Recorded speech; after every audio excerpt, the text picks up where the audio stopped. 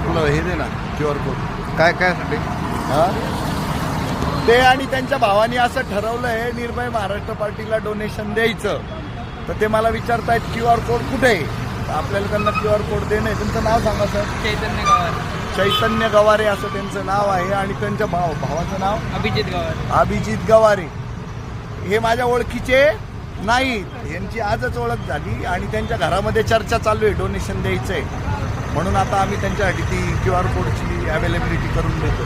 Thank you. जॉबला आहे sir. राहायला नाशिकला, राहायला बगूरला. हां, आणि पुण्याला जॉब करतो.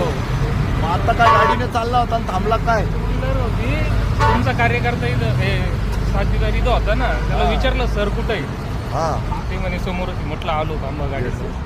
अरे QR कोड टाका ना रे. निर्भयला टाका, त्या फाउंडर मेंबरच्या ह्याला टाका. यांची माझी ओळख नाही, स्वतःहून त्यांना डोनेशन द्यायचंय. काल मी इंडस्ट्रीयल एरियात गेलो MIDC ला आणि एका टपरीवर बसलो होतो. ते मागून आले, आमच्या गप्पा ऐकत राहिले.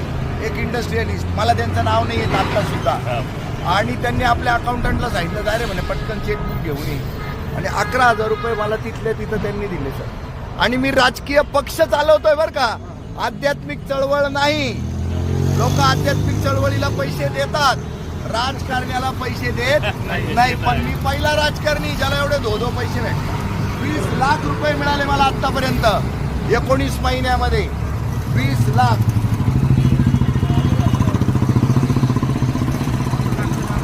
दाबून घे पुढं. Thank you sir. मिळाला का QR कोड? हो भेटलं. I love you. भाऊला पण नमस्ते सांग. दोघांना हॅपी